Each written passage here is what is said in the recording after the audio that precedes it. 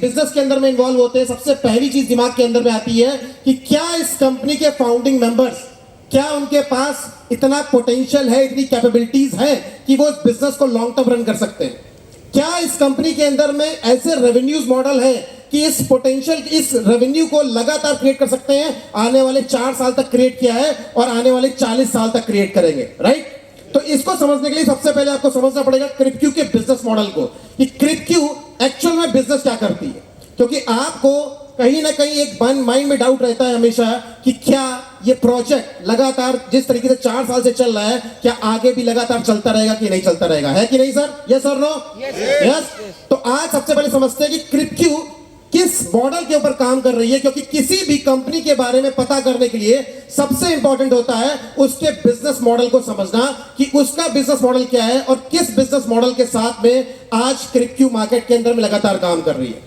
तो मैंने मार्केट में केवल 2 तरीके के बिजनेस देखे हैं आज तक। कितने टाइप के? 2 तरीके के बिजनेस। पहला बिजनेस, एक ऐसा बिजनेस जहां पर मैं एक यूनिक प्रोडक्ट डेवलप करूं आपके लिए, एक ऐसा प्रोडक्ट डेवलप करूं जो आज तक मार्केट में किसी ने भी नहीं देखा हुआ, राइट। यानी एक ऐसा यूनिक प्रोडक्ट जो मार्केट में आज तक किसी के लिए अवेलेबल नहीं है। क्या मेरा वो बिजनेस सक्सेसफुल होगा कि नहीं होगा? यस और नो? यस होगा। मैं बताता हूं सर, ऐसे बिजनेस के सक्सेसफुल होने के केवल 3% चांसेस होते हैं। 97% बिजनेस वो फेल हो जाते हैं। क्योंकि आपने अगर सुना होगा स्टार्टअप कंपनीज के बारे में, सुना है? आजकल के नए यंगस्टर्स नए नए आइडियाज के ऊपर काम करते हैं लगातार। लेकिन एक प्रॉब्लम क्या है वहां पर? एक प्रॉब्लम ये है कि वो 1 साल 2 साल 3 साल लगाते हैं आइडिया को डेवलप करने के लिए, अपने आइडिया को एग्जीक्यूट करने के लिए। 3 साल बाद जब उनका प्रोडक्ट डेवलप हो जाता है, फिर बारी आती है उस प्रोडक्ट की ब्रांडिंग, मार्केटिंग और सेल्स करने की बारी आती है, जहां पर बहुत सारे नए एंटरप्रेन्योर अपना पेशेंस खो देते हैं। होता कि नहीं होता सर? लेकिन वो 3% कंपनियां, जो 3% लोग जो इस बिजनेस को लगातार ड्राइव करते रहते हैं, वही कंपनियां यूनिकॉर्न कंपनियां भी बन जाती हैं, राइट। तो एक दूसरा बिजनेस मॉडल मेरे दिमाग में आया कि क्यों ना किसी दूसरे बिजनेस मॉडल पे काम किया जाए। एक ऐसा बिजनेस मॉडल जहां पर कस्टमर पहले से अवेलेबल हो, जहां पर कस्टमर पहले से अवेलेबल हो, और हमें क्या चाहिए? हमें उसे कन्वीनियंस भरा प्रोडक्ट देना है केवल मार्केट में, कि एक ऐसा प्रोडक्ट देते हैं आपको जिसको आप यूज कर पाओ। अब दिमाग में आ रहा हो कि ऐसे कौन से बिजनेस हो सकते हैं, राइट। कितने लोग के पास में यहां पर तार वाला हेडफोन है, वायर वाला हेडफोन को यूज करता है यहां पर? एनीवन? एक और कोई?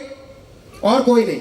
यानी यहां पर बैठे हुए 200, 300, 350 लोग बैठे हुए हैं, लेकिन उसमें से सिर्फ और सिर्फ एक व्यक्ति वो तार वाला हेडफोन यूज करता है।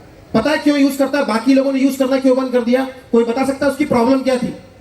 उस तार वाले हेडफोन की प्रॉब्लम क्या थी सर? कोई प्रॉब्लम नहीं थी। रफ एंड टफ था, यहां से खड़े खड़े बेड के ऊपर फेंका, इतना लंबा तार होता था कि आराम से मिल जाता था, न चार्जिंग का झंझट न कुछ झंझट। लेकिन फिर भी उसके अंदर एक छोटी सी प्रॉब्लम थी जो आपके लिए प्रॉब्लम नहीं थी, लेकिन एक बिजनेसमैन के लिए बिजनेस अपॉर्चुनिटी बन गई।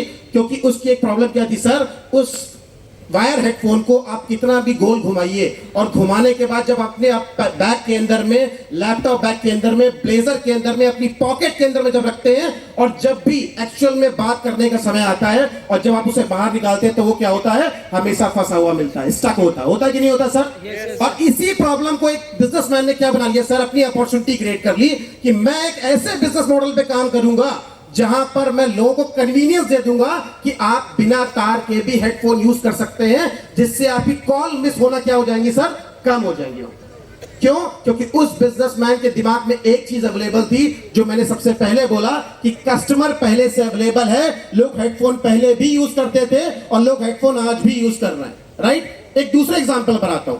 आज से 15 साल पहले की बात करते हैं सर। आज से 15 साल पहले क्या होता था?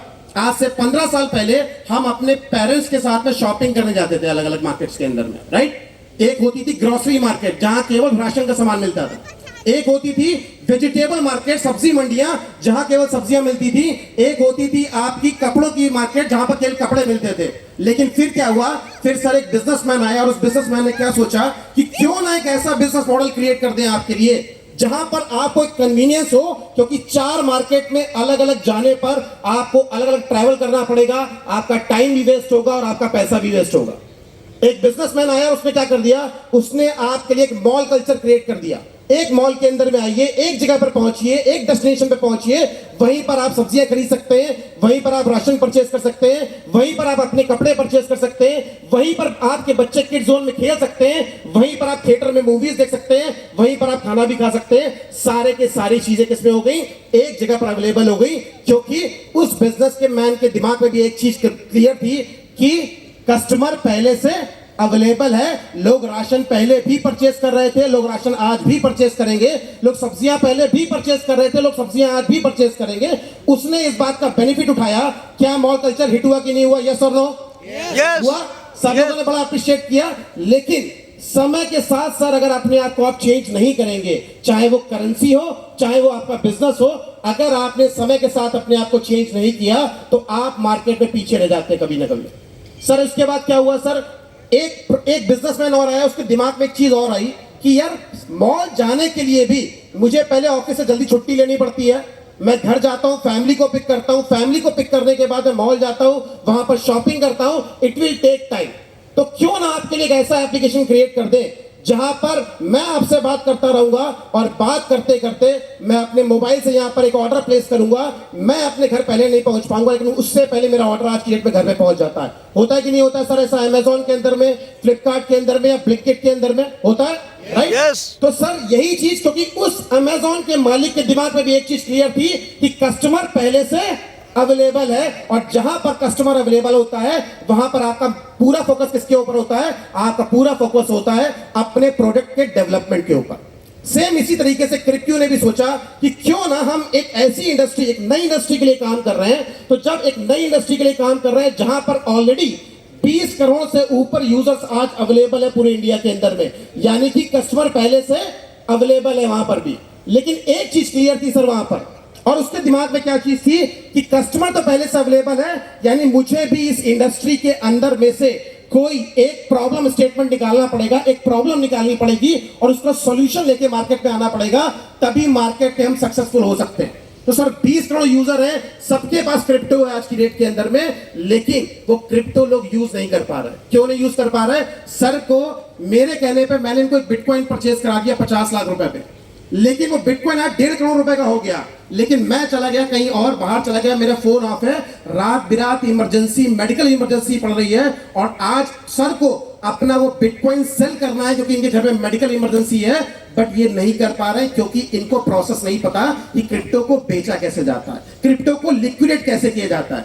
तो सर क्या हुआ, हमने इसी सॉल्यूशन पे काम करना चालू किया, इसी सॉल्यूशन पे, इस प्रॉब्लम स्टेटमेंट पे काम करना चालू किया कि क्यों ना क्रिप्टो यूजर की लाइफ को इतना इजी बना दिया जाए कि जैसे आप अपने पेटीएम में पड़े हुए पैसे को, फोन पे में पड़े पैसे को या गूगल पे में पड़े पैसे को एक क्लिक में यूज कर पाते हो, क्यों ना आप भी उसी तरीके से अपनी क्रिप्टो को यूज कर पाओ, राइट? तो सर हमने एक एप्लीकेशन पे काम करना चालू किया जिस एप्लीकेशन का नाम है क्रिप एप्लीकेशन। एक ऐसा एप्लीकेशन जहां पर आपके वॉलेट में क्रिप्टो पड़ी होंगी, वो क्रिप्टो कोई भी हो सकती है, वो इथीरियम हो सकता है, वो बिटकॉइन हो सकता है, वो बीएनबी हो सकता है।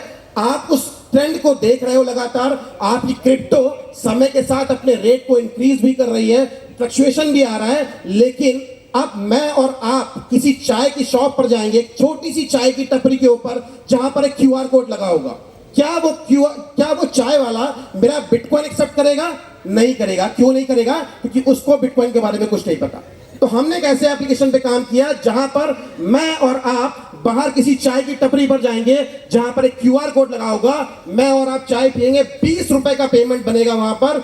20 रुपए का पेमेंट मैं अपने क्रिप एप्लीकेशन से उस व्यक्ति का क्यूआर कोड स्कैन करूंगा, वो मुझसे पूछेगा कि कितने रुपए का पेमेंट कर रहे हैं, मैं डालूंगा 20 रुपए, और 20 रुपए डालने के बाद वो मुझसे पूछेगा किस क्रिप्टो से आप पेमेंट करना चाहते हो। आपके पास आपके वॉलेट में जो भी क्रिप्टो पड़ी होगी आप उस क्रिप्टो से पेमेंट कर सकते हैं। मैंने बिटकॉइन को सिलेक्ट किया, मेरे वॉलेट से 20 रुपए के बराबर के बिटकॉइन कट जाते हैं और सामने चाय वाले के पास डायरेक्टली क्या पहुंच जाता है? आईएनआर पहुंच जाता है।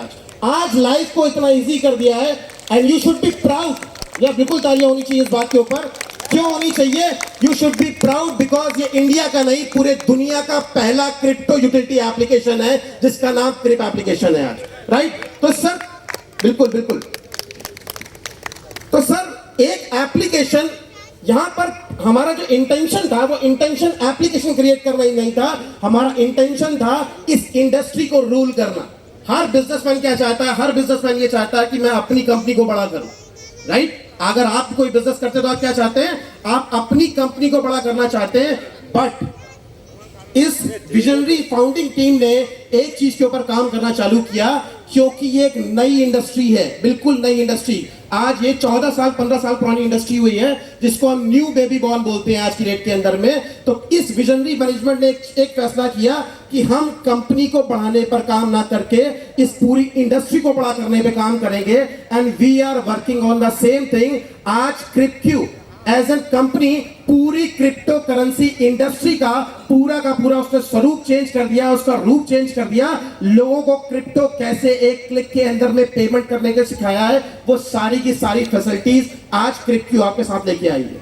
और क्रिप एप्लीकेशन में केवल यूपीआई तक ही हम सीमित नहीं है, केवल यूपीआई से पेमेंट करना। आज आप यूपीआई से अपने बिजली के आप अपने क्रिप्टो से अपने बिजली के बिल, पानी के बिल, गैस बिल, अपने मोबाइल रिचार्ज, डीटीएच रिचार्ज, ये सारे के सारे रिचार्जेस कर सकते हैं। और अभी एक लेटेस्ट अपडेट आया हमारे एप्लीकेशन के अंदर में पिछले 1 महीने पहले, और वो हमारे सभी कम्युनिटी यूजर्स के लिए बहुत ज्यादा इंपॉर्टेंट है, क्योंकि हम सारे के सारे लोग लगातार मार्केट में कंटिन्यू दौड़ रहे हैं, बिजनेस के लिए ट्रैवल कर रहे हैं, होटल्स बुक कर रहे हैं, फ्लाइट्स बुक कर रहे हैं, ट्रेन बुक कर रहे हैं। और आपको जान के खुशी होगी कि जो लास्ट अपडेट हमारा क्रिप एप्लीकेशन का आया है, उसके अंदर आप अपनी किसी भी क्रिप्टो से आप फ्लाइट बुक कर सकते हैं, कैब बुक कर सकते हैं और होटल्स भी बुक कर सकते हैं यहाँ पर। तो सर, क्रिप्क्यू एक ब्रांड की तरह काम कर रहा है मार्केट के अंदर में, एक इस तरीके का ब्रांड की तरह काम कर रहा है जहां पर क्रिप्टो से रिलेटेड जब भी कोई क्वेश्चन मार्केट के अंदर में आएगा, we are going to give the solution always. हम सबसे पहले सॉल्यूशन लेके आएंगे मार्केट के अंदर में, और ये हमारा केवल पहला एप्लीकेशन है। ऐसा नहीं कि इसके बाद एप्लीकेशन नहीं बनेंगे। क्रिप्क्यू लगातार क्रिप्टो बेस्ड एप्लीकेशंस के ऊपर लगातार काम करना चालू कर रही है और उसे लगातार करती रहेगी। वीडियो डेटिंग का नाम सुना है किसी ने? वीडियो डेटिंग किसने सुना? किसी ने नहीं सुना, किसी का हाथ नहीं खड़ा हो रहा। आज लोग तो फैमिली के साथ आए हैं ना, तो कोई खड़े नहीं करेगा, राइट? वीडियो डेटिंग सुना है? सुना है। किसने करी वीडियो डेटिंग पहले? नहीं करी? सर कह रहे मैंने नहीं करी। हाथ तो उठाया था, कह रहे मैंने नहीं करी। आपने करी सर? मैंने भी करी है। सर, वीडियो डेटिंग ऐप आज मार्केट के लिए एक बहुत बड़ा चैलेंज बना हुआ। क्यों बना हुआ मैं बताता हूं सर। वीडियो डेटिंग ऐप में क्या होता है सर? लड़के लड़कियां, बूढ़े बुजुर्ग, हर व्यक्ति, 15 साल का लड़का हो या 55 साल का कोई आदमी हो, हर व्यक्ति के मन में एक चाहत होती है वीडियो डेटिंग करने की, लेकिन वो डरता है करने से। क्यों? Because of the data security. उसको लगता है कि मेरा डेटा सिक्योर नहीं है, क्योंकि आपने देखा होगा आजकल क्या हो रहा है सर मार्केट में। बहुत सारे हमारे बच्चों के, हमारे भाइयों के, हमारी बहनों के बहुत सारी प्राइवेट चैट्स, फोटोज और वीडियोस मार्केट में लीक हो जाते हैं। होते कि नहीं होते सर? ये सबसे बड़ा कंसर्न है डेटा सिक्योरिटी को लेके। तो सर, हमने इस के ऊपर एक थॉट लेके काम करना चालू किया कि क्यों ना एक ऐसा एप्लीकेशन क्रिएट करें जहां पर मेरी और आपकी चैट होगी आपस में, मेरी और आपकी आपस में चैट होगी। मैंने आपको मैसेज भेजा, आपने रीड किया, आपके फोन से डिलीट हो गया। आपने मुझे भेजा, मैंने पढ़ा, मेरे फोन से डिलीट हो गया। ये फीचर किसके अंदर में ऑलरेडी पहले से? स्नैपचैट का नाम सुना है? स्नैपचैट के अंदर ऑलरेडी फीचर है कि आप मैसेज को डिलीट कर पाते हैं, वहां पर अपने आप ऑटोमेटिक डिलीट हो जाता है। लेकिन वहां पर सर एक प्रॉब्लम क्या है कि उसमें मैसेजेस केवल आपके फोन से और यूजर के फोन से तो जाते हैं, बट स्नैपचैट के सेंट्रल सर्वर के ऊपर लगातार वो स्टोर होता रहता है। इसका मतलब अगर किसी हैकर ने स्नैपचैट के सर्वर को हैक किया तो हमारा डेटा फिर से मार्केट में क्या हो सकता है सर?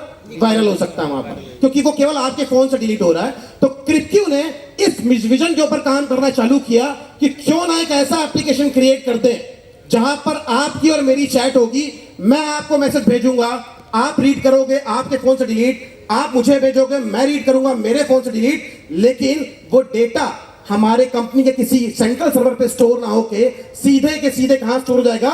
ब्लॉकचेन सर्वर्स के ऊपर स्टोर हो जाएगा। और आपको बता दूं, ब्लॉकचेन सर्वर को हैक करना अगले 500 से 1000 साल तक पॉसिबल नहीं है। और इसका रीजन बताता हूं क्यों। क्योंकि जब आप कोई ट्रांजेक्शन करते हो बैंक के अंदर में, तो बैंक का ट्रांजेक्शन कहां जाता है? बैंक के सर्वर के ऊपर जाता है, एक सर्वर के ऊपर, राइट? अगर मेरा एसबीआई के अंदर में अकाउंट है और मैंने एक बैंक का ट्रांजेक्शन किया है, तो मेरा डेटा कहां स्टोर होगा? एसबीआई के सर्वर के ऊपर। लेकिन ब्लॉकचेन में जब आप कोई एक ट्रांजैक्शन करते हो, कोई डेटा भेजते हो, तो वो दुनिया के जितने भी सर्वर्स होंगे उन सारे के सारे सर्वर्स पे जाके स्टोर होता है। और आपकी जानकारी के लिए बता देता हूं, आज दुनिया में अप्रोक्सीमेट 2.5 CR सर्वर्स हैं ब्लॉकचेन के, जो मिंटिंग कर रहे हैं लगातार। इसका मतलब मेरा किया हुआ ट्रांजैक्शन 2.5 करोड़ सर्वर्स के ऊपर जाकर स्टोर हो रहा है। और अगर अभी टाइम हुआ है 10:40 और बीइंग एज एन हैकर मुझे उस डेटा को हैक करना है, तो मुझे 10:40 और 20 सेकंड के ऊपर, सेम टाइम के ऊपर दुनिया के सारे 2.5 करोड़ सर्वर एक साथ हैक करने होंगे, जो कि इम्पॉसिबल है आज की डेट के अंदर में, राइट।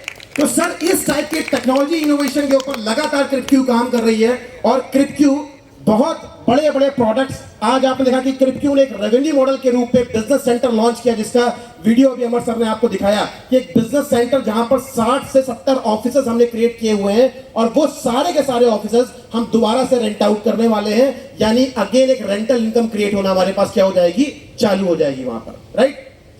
तो सर ऐसे बहुत सारी चीजें हैं, कुछ चीजें अभी अंकित सर भी आपको बताएंगे डिटेल में कि क्या क्या चीजें हम लगातार डेवलप कर रहे हैं और किस इंटेंशन के साथ में डेवलप कर रहे हैं। क्या आपको अभी भी लगता है कि वो कंपनी जो दुनिया का सबसे यूनिक एप्लीकेशन क्रिएट कर रही है, क्या उसके मन में ये इंटेंशन कभी भी होगी कि वो 50 करोड़ 100 करोड़ या 200 करोड़ रुपए के बारे में कभी भी सोचे?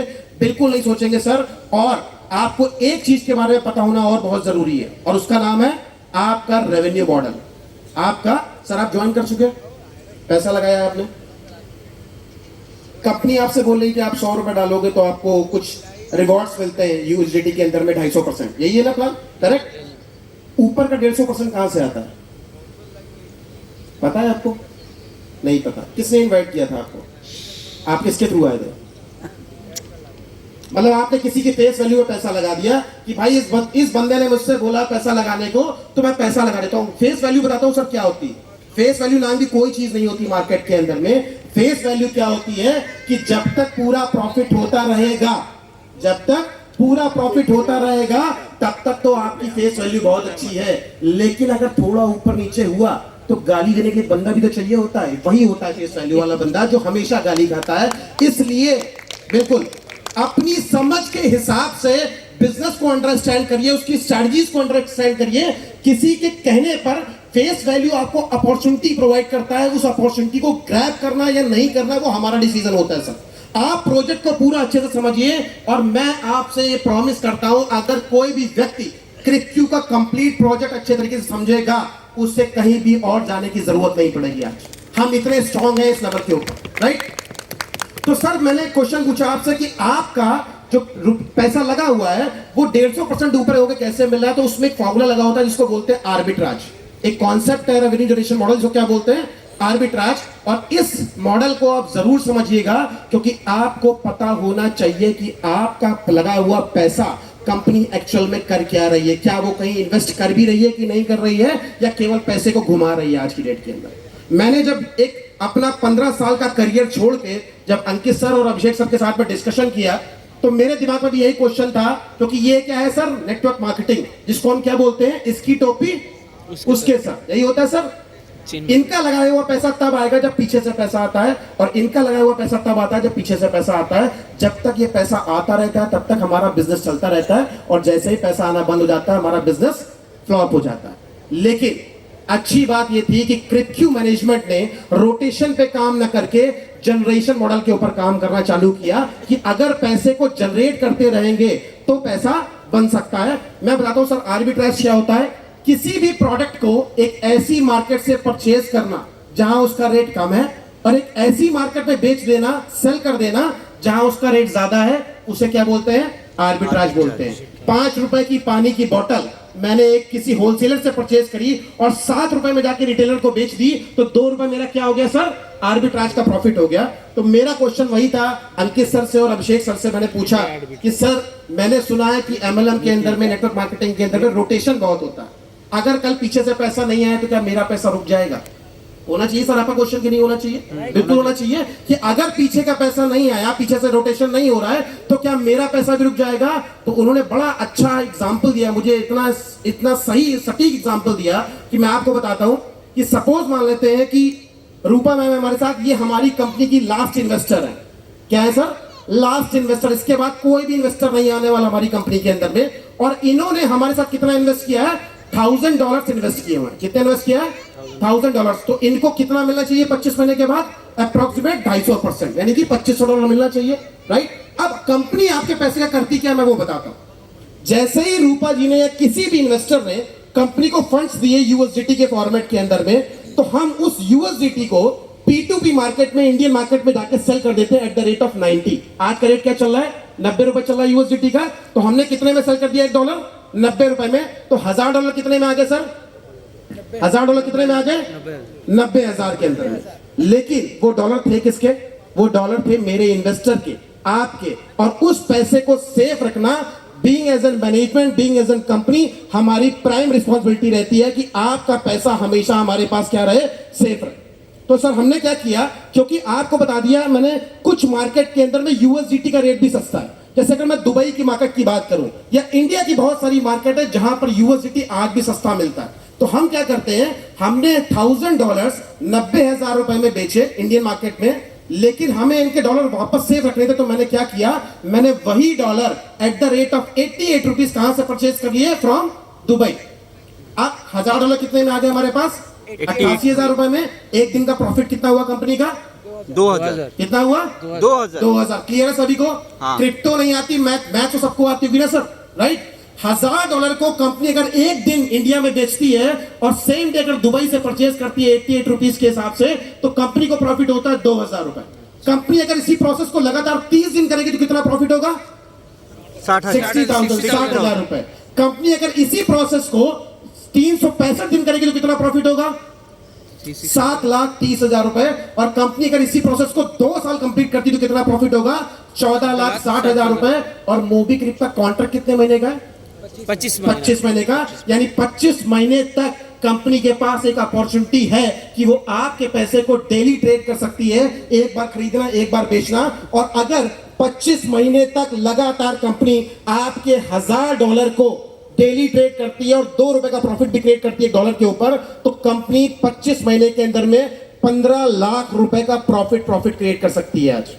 लेकिन ये था फिगर, जो फिगर देखने में सही है कि हाँ $2 का मार्जिन बहुत बड़ा नहीं है, लेकिन अगर इतना आसान होता कि आप $1000 लगा के या 90,000 रुपीज लगा कर आप 15 लाख क्रिएट कर सकते हो, तो आई थिंक ये जो रिजॉर्ट का मालिक है ना, ये रिजॉर्ट बेचकर आज ये भी क्या कर रहा होता? यूएसडीटी आर्बिट्राज कर रहा होता। यस और नो? Yes. राइट?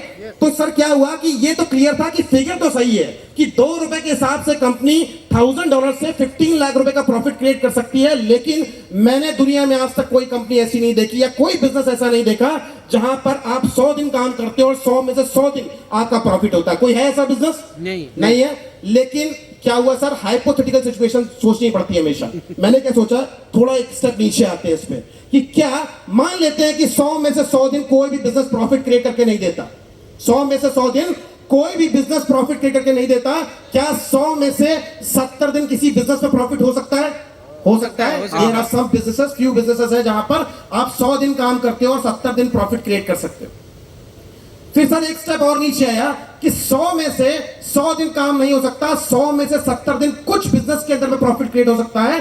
क्या 100 में से 50 दिन किसी बिजनेस में प्रॉफिट क्रिएट किया जा सकता है? तो आंसर इज यस, क्योंकि आपके वेस्ट बंगाल के IIM कलकत्ता की बुक मैंने एक स्टडी करी थी बिजनेस के ऊपर लेके, उसमें साफ साफ लिखा हुआ है कि if you are doing business, अगर आप बिजनेस कर रहे हैं और 100 दिन आप अपनी दुकान के ऊपर या अपने बिजनेस के ऊपर बैठते हैं और मिनिमम अगर आप 50 दिन प्रॉफिट क्रिएट नहीं कर पा रहे हैं, तो इसका मतलब you are not doing business. वो वाली बात हो गई कि मेरे पिताजी रिटायर हुए और मेरे पापा से बोला, पापा एक काम करो, घर पे खाली बैठते हो, मैं आपको एक शोरूम खोल के देता हूँ, वहां जाके बैठो और जो आएगा ठीक है, नहीं आएगा तो कोई बात नहीं तो मैं तो पैसा कमा ही रहा हूँ आज की डेट में। मैं बात कर रहा हूँ बिजनेस की। तो क्या 100 में से 50 दिन किसी बिजनेस के अंदर प्रॉफिट जनरेट करना पॉसिबल है? यस और नो? यस। लेकिन सर हम लोग क्या है? आम आदमी। और आम आदमी डरता बहुत ज्यादा है, बहुत ज्यादा डरता है वो हमेशा, राइट? उसके अंदर एक डर हमेशा रहता है कि यार मैं ये करूं कि ना करूं। जैसे मैं एग्जांपल देता हूं आपको कि मान लेते हैं, सपोज कर लेते हैं कि मेरा एक 14 साल का बेटा है। क्या कर लेते हैं? मान लेते हैं, सपोज कर लेते हैं कि 14 साल का मेरा एक बेटा है। जब लाइफ में आपके घर से आपका कोई बेटा जो 14 साल या 15 साल या 13 साल की एज होगा, जब लाइफ में पहली बार वो बाइक लेके घर से बाहर निकला होगा, तो क्या आपको डर लगा था कि नहीं लगा था कि वो सही से पहुंचा कि नहीं पहुंचा, उसका एक्सीडेंट तो नहीं हो गया, क्या उसे किसी पुलिस वाले ने तो नहीं पकड़ लिया? हमारे मन में डर रहता है। लेकिन फिर क्या होता है कि वो जब 4 बार 5 बार 6 बार बाइक लेके घर से बाहर जाता है, हम कभी उससे पूछते भी नहीं है कि तुम कहां जा रहे हो आज की डेट के अंदर। वैसे ही जब हमारे घर की जो बेटियां हैं, जो बहनें हैं, जब पहली बार, जैसे मेरी एक मान लेते हैं कि 17 इयर्स की मेरी एक कोई सिस्टर है, जब पहली बार आपके घर से कोई एक लड़की पहली बार ओला कैब या उबर कैब के अंदर में गई होगी, तो क्या आपके मन में डर नहीं था? आप क्या बोलते हो? आपके मन में डर होता है ड्राइवर कैसा है, ड्राइवर ने ड्रिंक तो नहीं कर रखी, बेटा लाइव लोकेशन भेज देना, पापा से कॉल पे बात करते करते जाना, घर पे कॉल मिलाते हुए जाना, होता है कि नहीं होता सर? हाँ। फिर 4-5 बार क्या होता है, 4-5 बार के बाद ये होता है कि हम पूछना ही बंद कर देते हैं कि तुम ओला से जा रहे हो या उबर से जा रहे हो या अपने किसी फ्रेंड के साथ जा रहे हो। क्यों? क्योंकि डर केवल थोड़े समय के लिए होता है। अगर आपने उस डर के ऊपर जीत पा ली तो आपको माउंटेन ड्यू पीने की जरूरत बिल्कुल भी नहीं है। राइट? तो सर ये डर मेरे अंदर भी था। क्यों? क्योंकि मैं अपना एक बहुत बड़ा करियर दांव पर लगा के, एक बहुत बड़ी इनकम दांव पर लगाकर सिस्टम के साथ जुड़ने जा रहा था, क्योंकि मैं भी आपकी तरह ही सिस्टम का एक इन्वेस्टर था। मेरे दिमाग में भी ये था कि क्या मैं इस सिस्टम के साथ एक बड़ा काम कर पाऊंगा या नहीं कर पाऊंगा। तो सर मैंने सोचा, मान लेते हैं कि 100 में से 100 दिन सारे बिजनेस प्रॉफिट क्रिएट नहीं करते, 100 में से 70 दिन कुछ बिजनेस प्रॉफिट क्रिएट करते हैं, 100 में से 50 दिन मैक्सिमम बिजनेस प्रॉफिट क्रिएट करते हैं, क्या 100 में से 30 दिन की कैलकुलेशन पॉसिबल है कि नहीं है? कि अगर कंपनी केवल 100 दिन आर्बिट्राज करे और 30 दिन ही प्रॉफिट हो। मैंने 30 का फिगर क्यों लिया सर? क्योंकि जब एक लेबर मंडी में जाके भी खड़ा होता है ना, तो आज उसके पास भी इंडिया के अंदर में मिनिमम 30 दिन की गारंटी होती है काम की। होती कि नहीं होती सर? राइट?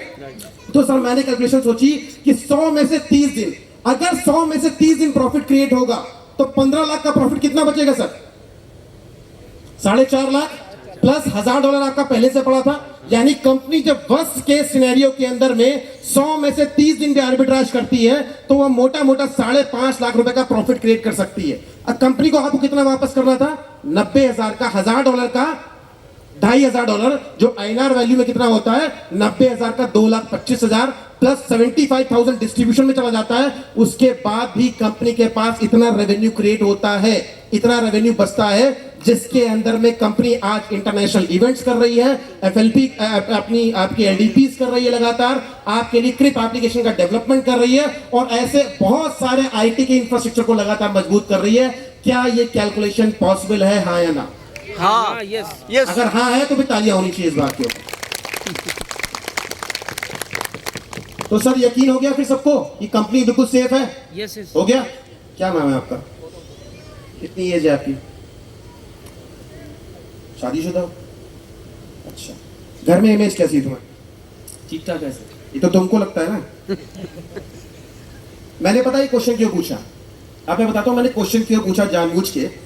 जैसे इस व्यक्ति को